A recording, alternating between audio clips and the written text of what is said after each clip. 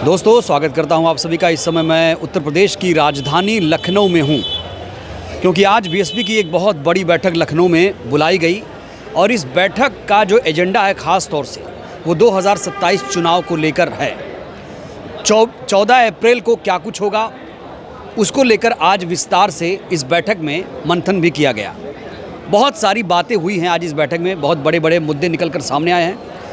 इस मुद्दे पर विस्तार से बातचीत करने के लिए हमारे साथ हैं वरिष्ठ पत्रकार सैयद कासिम जी। कासिम साहब, बहुत स्वागत। बहुत शुक्रिया कमर भाई, आपका बहुत शुक्रिया। आज जो बैठक हो रही है, इस बैठक का खास एजेंडा क्या रहा? देखिए, बैठकें तो करीब करीब हर महीने कर ही लेती हैं जी, लेकिन विशेष बैठक तभी होती है जब कोई तारीख करीब हो।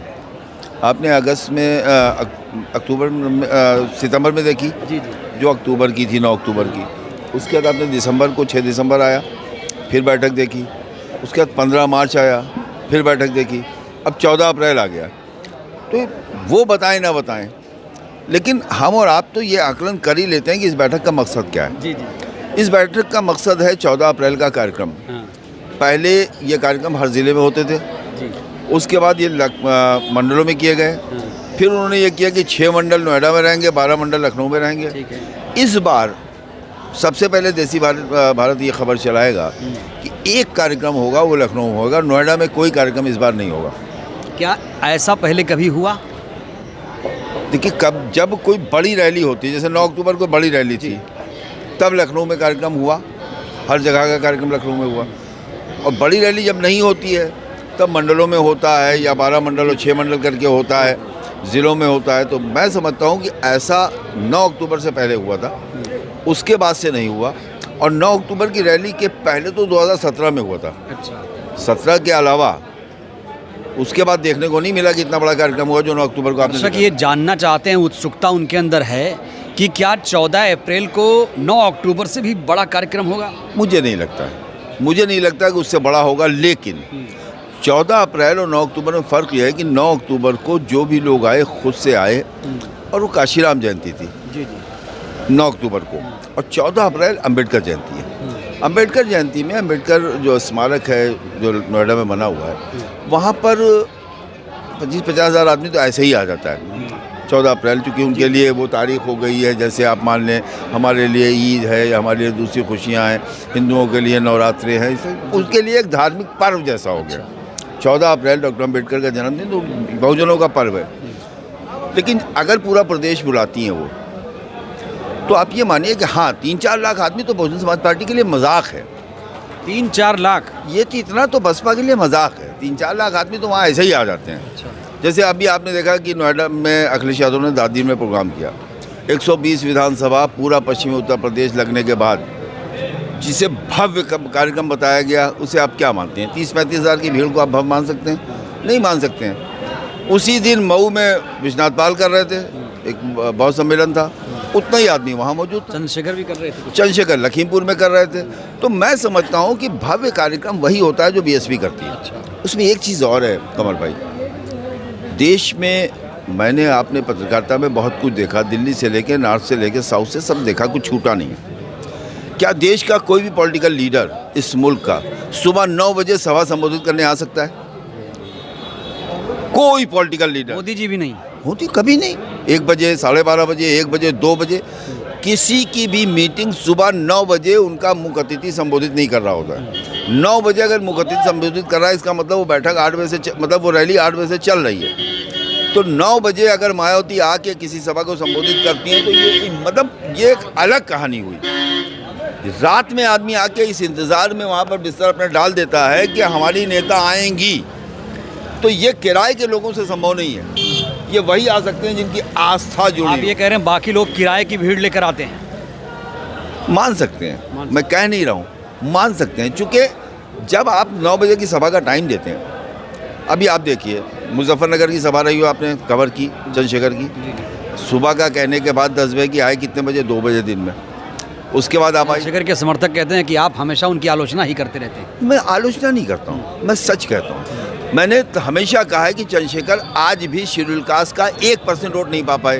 कहाँ गलत है? उसका सबूत मिल्कीपुर का चुनाव, मिल्कीपुर मायावती नहीं लड़ रही थी, चंद्रशेखर लड़ रहे थे।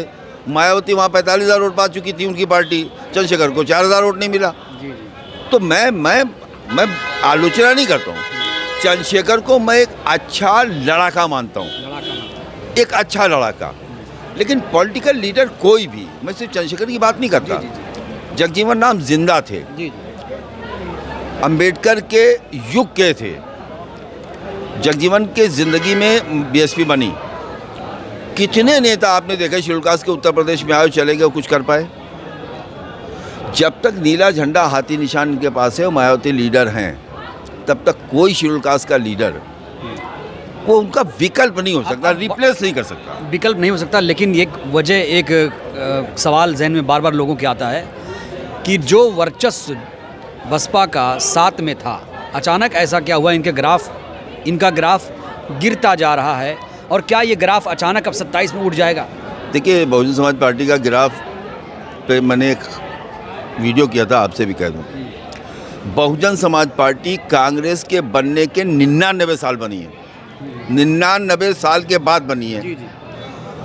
1885 में बनी है कांग्रेस, 1984 में बनी है बसपा, 99 साल हो गए। आज वो कांग्रेस जो पूरे मुल्क के अंडमान निकोबार से लेकर और कश्मीर तक उसके मुख्यमंत्री, उसकी सरकार, उसके राज्यपाल, उसका राष्ट्रपति सब कुछ होते थे, केवल 3 स्टेट में उनकी सरकार है उस कांग्रेस की, सिर्फ 3 राज्यों में। कौन से राज्य? वो भी हिमाचल, जिसे आप राज्य नहीं कह सकते, केंद्र शासित प्रदेश बना दीजिए, छोटा सा। हिमाचल केंद्र शासित नहीं है ना, बना दीजिए। मैं ये कह रहा हूँ कितना बड़ा राज्य है हिमाचल, कितना बड़ा स्टेट है। उसके बाद आप आइए तो तेलंगाना में है, और उसके बाद कर्नाटका में। नहीं, कांग्रेस कमजोर हो रही है, उससे बसपा का क्या है? मैं बता रहा हूँ, किसी ने सवाल किया, बहुजन समाज पार्टी का 17 तक वोट इंटैक्ट, 19 तक इंटैक्ट, 2022 और 24 में वोट परसेंट गिरा। भाई 19 तक उनका 19.5% वोट था, 17 में 19.5 था, 12 में 19.5 था, 7 में उनके पास ज़्यादा हो गया तो उनको बहुमत मिल गया। तो बहुजन समाज पार्टी का वोट परसेंट कम कहाँ हुआ है? कम नहीं। 2 चुनाव में नेतृत्व की निष्क्रियता से। मतलब आप ये कह रहे हैं कि एक सीट भले है लेकिन बसपा मजबूत है? भाई एक सीट से कोई फर्क नहीं पड़ता। क्या उत्तराखंड में तो 2 विधायक थे, तो क्या उत्तराखंड उत्तर प्रदेश से ज़्यादा मजबूत है?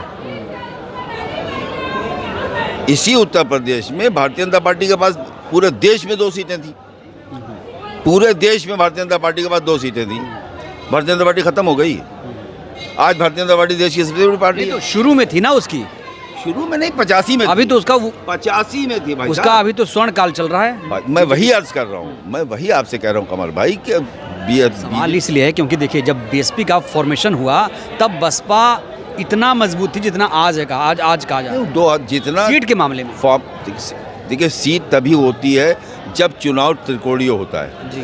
चुनाव का, इलेक्शन का जब नेचर बदला, समाजवादी पार्टी को क्यों 111 सीट मिली, बहुजन समाज पार्टी को क्यों उनका वोट परसेंट 13 रह गया, 6% क्यों कम हो गया? उसकी वजह ये थी कि समाजवादी पार्टी ने एक मैसेज दिया कि हमारे पास ओम प्रकाश राजभर हैं पूरब में, हमारे पास जयंत चौधरी हैं पश्चिम में, हमारे पास स्वामी प्रसाद मौर्य भी हैं, दारा सिंह चौहान भी हैं, त्रिभुवन दत्त भी हैं, लालजी वर्मा भी हैं, अतार खां भी हैं, आर.के. चौधरी भी हैं, इंजी सरोज भी हैं। बड़ी लंबी उन्होंने लिस्ट जारी की जो उनकी पार्टी में आ गए। नतीजा ये हुआ कि चुनाव सीधा हो गया। सीधा चुनाव जब होगा तब बीएसपी उसमें मार खा जाएगी, अगर अकेली लड़ेगी तो। क्या इस बार 27 में सीधा होगा? मुझे नहीं लगता। क्या फैक्टर काम करेंगे बसपा के लिए इस बार? ओवैसी का बढ़ना उत्तर प्रदेश की राजनीति में एक नए समीकरण की तरफ इशारा कर रहा है। ओवैसी जैसे जैसे ग्रो करेंगे वैसे वैसे उत्तर प्रदेश का समीकरण बदलेगा। देश के किसी भी राज्य में कोई भी पॉलिटिकल पार्टी बीजेपी के अलावा अगर वो जिंदा है तो ड्यू टू मुस्लिम वोट जिंदा है, वरना वो मर चुकी होती है। वो चाहे ममता हो, चाहे केजरीवाल हो, चाहे अखिलेश यादव हो, जो भी है, कांग्रेस हो। कांग्रेस जब तक उनको मुसलमानों ने वोट नहीं दिया, तेलंगाना कर्नाटका में उसकी सरकार नहीं आई। तेलंगाना में केसीआर, कर्नाटका में आपके देवगौड़ा, जेडीएस। 27 में आप क्या देखते हैं इस बार यूपी में? देखिए, मैं जो देखता हूँ उसे कैमरे पे नहीं कह सकता, लेकिन मैं 27 में ये ज़रूर देखता हूँ कि उत्तर प्रदेश में मुख्यमंत्री की शपथ मायावती लेंगे। मतलब कि जो 2022 में गलतियां गलतियों की तो बात ही नहीं है, राजनीति समीकरण का खेल है। समीकरण, क्या समीकरण बना रही बसपा इस बार? मैं वही कहने की वो चीज़ें मैं कैमरे पे नहीं कह सकता, लेकिन इतना मैं कह सकता हूँ कि 27 में शपथ मायावती लेंगी। दिल्ली लखनऊ के बीच का जो टसल है, योगी और अमित शाह के बीच की जो लड़ाई है, जो बीजेपी का दिल्ली और यूपी का मामला है, जो पंकज चौधरी जिस तरह से फरीदा विधानसभा में चुनाव लड़ने की तैयारी कर रहे हैं विधानसभा की, जबकि वो लोकसभा में हैं, उसके बाद मंत्री भी हैं, प्रदेश के अध्यक्ष भी हैं, उसके बाद विधानसभा लड़ने की तैयारी कर रहे हैं। योगी आदित्यनाथ को जिस तरह से जातिवादी बताकर अगर मायावती जी शपथ ले रही हैं तो माना जाए कि अब Samajwadi party, BJP, Samajwadi party तो देखिए क्या ऐसा है, आपने कभी उम्मीद की थी कि बिहार में तेजस्वी यादव 25 पे टिक जाएंगे? उम्मीद की थी, कभी ख्वाब में सोचा था? मैंने भी नहीं सोचा था। जी टिके, यानी इस बार कुछ बड़ा होने वाला, आप ये कह रहे हैं? समाजवादी पार्टी को मैं पार्टी मानता ही नहीं, पार्टी ही नहीं मानते? पार्टी नहीं मानता जी। तो अगर से आप समाजवादी पार्टी से ऐसे उठाइए, मुसलमान अलग रख दिया डिब्बे में बंद करके, कहाँ है समाजवादी पार्टी? तो मुसलमान क्यों है उनके साथ? कहाँ है समाजवादी? मुसलमान है क्यों उनके साथ? था इसलिए कि मुसलमान तकरीरें पसंद करता है। मुलायम सिंह की तकरीर उसे पसंद थी, मुलायम सिंह का अंदाज उसे पसंद था। एक मौका उन्होंने अखिलेश यादव को दिया, 2024 में कांग्रेस की वजह से मौका दिया। अखिलेश यादव को मुसलमानों से दूरी बनाना, अखिलेश यादव का मुसलमानों से दूरी बनाना अखिलेश यादव के लिए एक बहुत बड़ी ऐसी सिचुएशन पैदा कर रहा है जिससे निकल पाना उनके लिए बड़ा मुश्किल होगा। तो क्या वो मुसलमान बसपा के साथ आ रहा है 27 में? मुसलमान जहाँ पर उसे ये लगेगा कि ये बीजेपी और समाजवादी दोनों को हरा देगा, उसके साथ जाएगा। और वो समीकरण बहुजन समाज पार्टी के पास तब तक है जब तक उसके पास अपना एक वोट बैंक है जो दूसरी पार्टियों के पास नहीं है। आखिरी सवाल, क्या 14 अप्रैल पर बहन जी बाहर निकल कर लोगों को इस बार सरप्राइज़ करेंगी? देखिए, मायावती के बारे में मैं अक्सर कहता हूँ, कौन भाई आपके चैनल पे भी कहती हूँ कि मायावती को समझना कुदरत को समझना बराबर है। सूरज क्यों निकला आज तक कोई ना जान पाया, जड़ें पेड़ की ज़मीन के अंदर क्यों होती कोई नहीं जान पाया। मायावती घर में रहेंगी कि बाहर निकलेंगे इसे कौन जान पाएगा? ये मायावती ही जानती है, मायावती ही बता पाएंगे।